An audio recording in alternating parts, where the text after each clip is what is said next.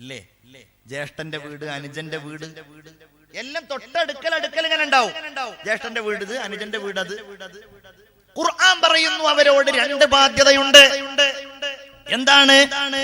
വൽ ജാരിദിൽ ഖുർബാ,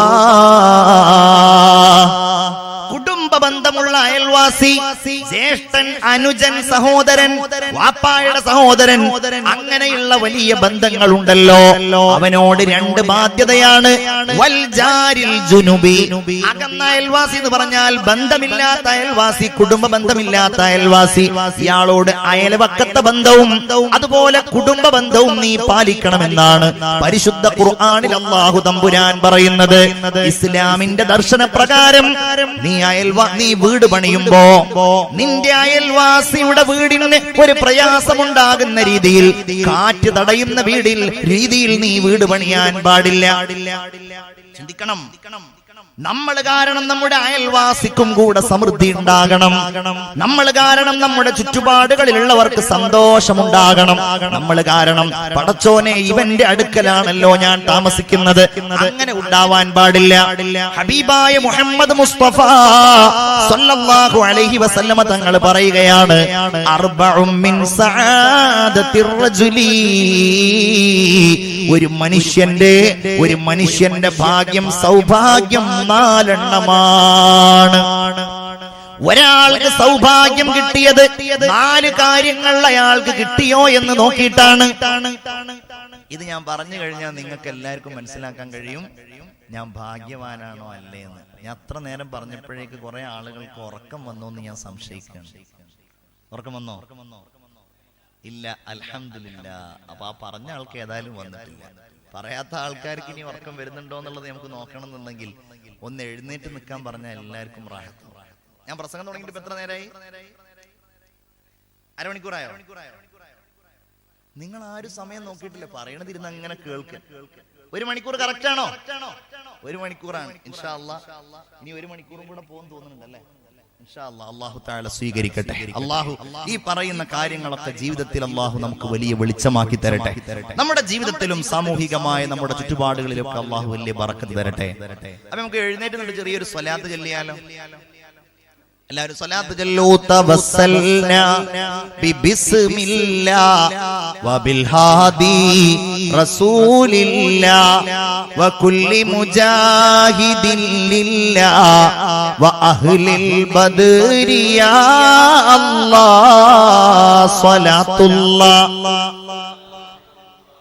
അലാ ത്വാഹ റസൂലില്ലാഹ് സ്വലാത്തുല്ലാഹ് സലാമുല്ലാഹ് അലാ യാസീൻ ഹബീബില്ലാഹ്.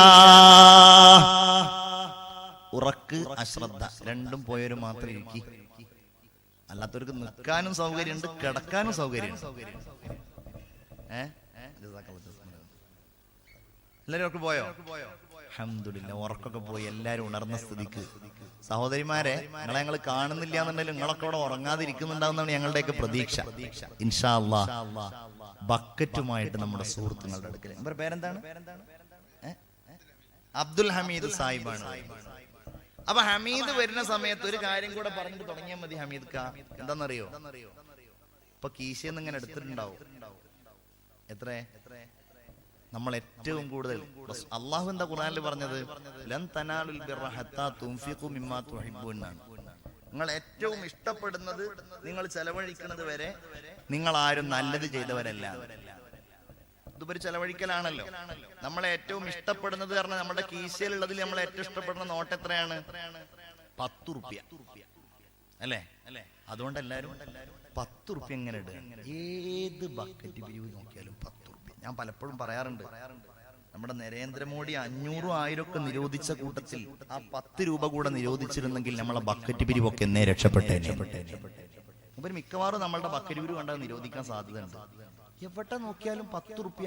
ആ പ്രവണത അവസാനിപ്പിക്കണം. 10 റുപ്യക്ക് എന്താ കിട്ടുക? 1 കിലോ മത്തി ഞാൻ കഴിഞ്ഞ ചൊവ്വാഴ്ച ബുധനാഴ്ച എങ്ങാണ്ട് 1 കിലോ മത്തി വാങ്ങിയപ്പോ എത്ര വില എന്നറിയാം? 120 രൂപ 1 കിലോ മത്തിക്ക്. ഇവിടെ എത്രയാണ്? ഞാൻ ഇവിടെ വില കുറവുണ്ടെങ്കിൽ കുറച്ച് നമ്മുടെ നാട്ടിലേക്ക് കൊണ്ടുപോകാന്നോ ആലോചിക്കാൻ വേണ്ടി ചോദിച്ചതാണ്. 200 എന്നിട്ടാണോ നിങ്ങൾ 10 രൂപ ഇടുന്നത്? മത്തിയിൽ താഴെ ഉള്ള വല്ല മീനുണ്ടോ? ഇല്ലല്ലോ. മത്തിയിൽ താഴെ ഒരു മീൻ, ഏറ്റവും ലോക്കൽ മീനായിട്ട് എല്ലാവർക്കും കഴിക്കാൻ പറ്റുന്ന ഏത് കാലഘട്ടത്തിലും കിട്ടുന്ന ഒരു മത്സ്യം. അതുകൊണ്ടാണ് മത്തിനെ പറഞ്ഞത്. മാന്തളാവുമ്പോ അതിനേക്കാളും അപ്പുറാണ്, അയലയാവുമ്പോ അതിനേക്കാളും അപ്പുറാണ്. എന്നിട്ടാണ് അപ്പൊ ഇൻഷാ അല്ലാഹ് മത്തിയുടെ ഒരു പകുതി, ഒരു 1/2 കിലോ മത്തിയുടെ കാശെങ്കിലും നിങ്ങളുടെ ബിസ്മില്ലാഹിർ റഹ്മാനിർ റഹീം നല്ലൊരു സദഖ 10 എടുത്ത് കയ്യിൽ വെച്ച ആളുകൾ അതൊന്നും കൂടെ ഇട്ടിട്ട് അതിൽ എന്തെങ്കിലും കൂട്ടിയിടുക. അള്ളാഹു സ്വീകരിക്കട്ടെ, അള്ളാഹു കബൂലാക്കട്ടെ,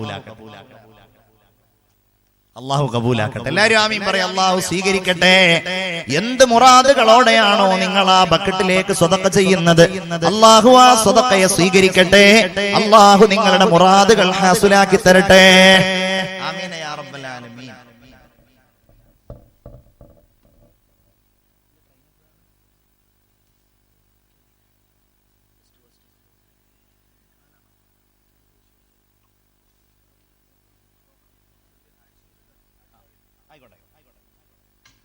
അപ്പൊ നമ്മൾ പറഞ്ഞുകൊണ്ട് വന്നത് എന്താ?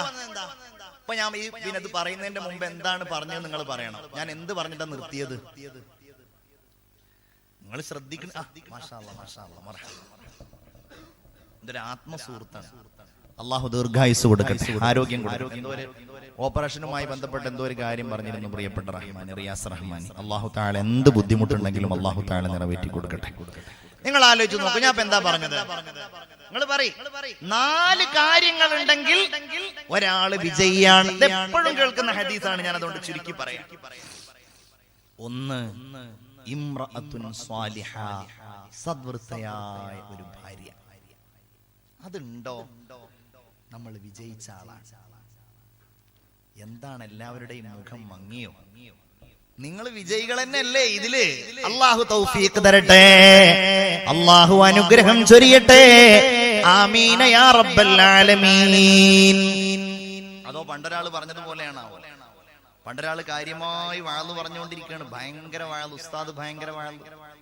വാഴിന്റെ ഇടയില് ഉസ്താദ് അവറുകൾ വാഴൊക്കെ കഴിഞ്ഞിട്ട് ദുആ ചെയ്യാൻ പറഞ്ഞപ്പോൾ ഒരു സഹോദരിയുടെ ഭാഗത്ത് നിന്ന് ഒരു 250 രൂപയുടെ ഒരു സ്വതക്ക. ഉസ്താദെ കാര്യമായിട്ട് ദ്വാരക്കണം, എനിക്ക് എന്റെ ഭർത്താവിനോടൊപ്പം സ്വർഗത്തിൽ ഒരുമിച്ച് കൂടാൻ ആഗ്രഹമുണ്ട്. സംഭാവന 250 രൂപ. ഉസ്താദിന് ഭയങ്കര സന്തോഷമായി, കാരണം വാള് സ്വീകരിച്ചതിന്റെ അടയാളാണല്ലോ. അങ്ങനെ ഉസ്താദ് ഇങ്ങനെ ദ്വാരക്കുന്നതിന്റെ ഇടയിലുണ്ട് ആണുങ്ങളുടെ ഭാഗത്ത് നിന്ന് 500 രൂപയുടെ വേറെ ഒരു സ്വതക്ക. ഉസ്താദെ നേരത്തെ ചെയ്ത ദുആ സ്വീകരിക്കാതിരിക്കാൻ വേണ്ടി അങ്ങ് ദ്വാരക്കണം. ഞാൻ ഈ സ്ത്രീയുടെ ഭർത്താവാണ്, സ്വർഗത്തിൽ ദുന്യാവ് തന്നെ എങ്ങനെയാ പോണെന്ന് അറിയില്ല, സ്വർഗത്തിലെങ്കിലും ഒന്ന് സമാധാനം ആയിക്കോട്ടെ.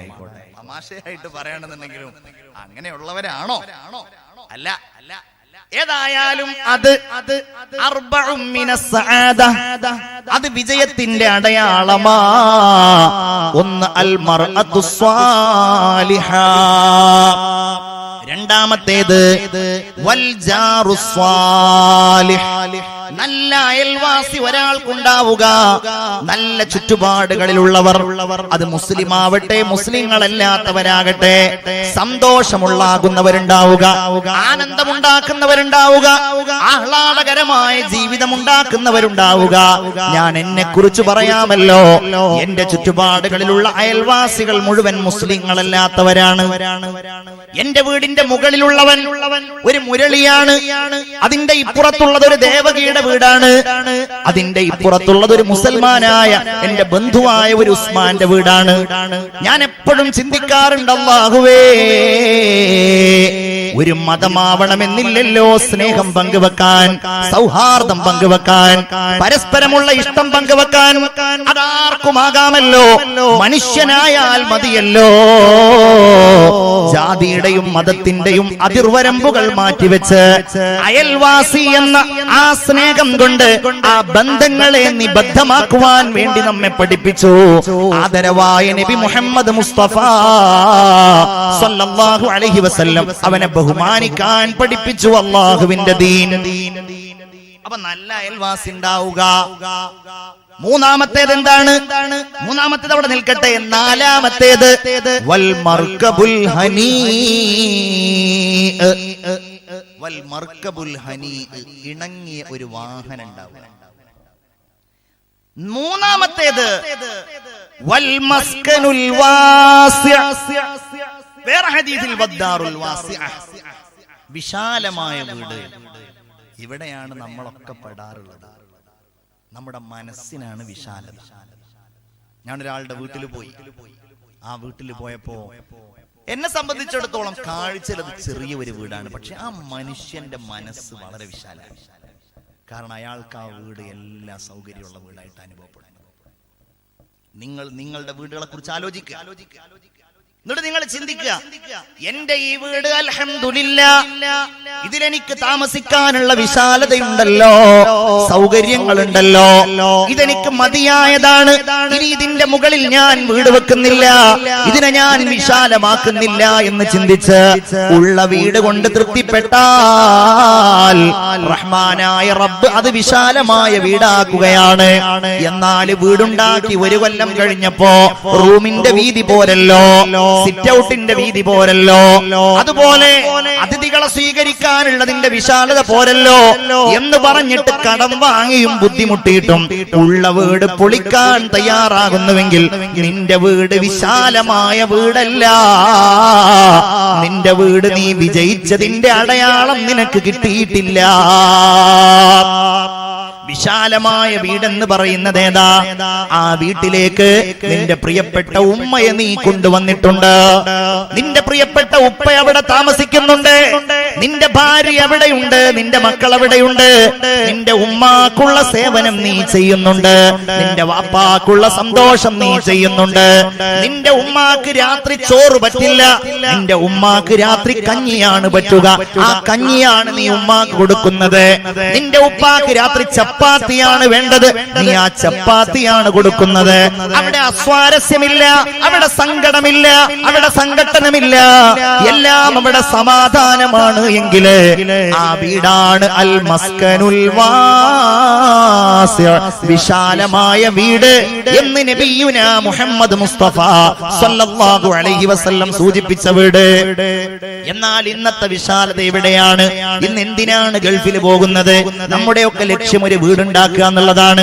എന്റെ പ്രിയപ്പെട്ടവരെ, വീട് നമുക്ക് അനുയോജ്യമായ വീടാകണം. ഒരു വലിയ സമ്പന്നനാണെങ്കിൽ, അവന് വരുമാനമുണ്ട് എങ്കിൽ അവന് ഇഷ്ടമുള്ള എത്ര വലിപ്പമുള്ള അമിതമല്ലാത്തതായിരിക്കുന്ന വീടെടുക്കുന്നതിൽ അല്ലാഹുവിന്റെ ദീൻ ഒരിക്കലും അവനോട് വിലക്ക് പറയുന്നില്ല.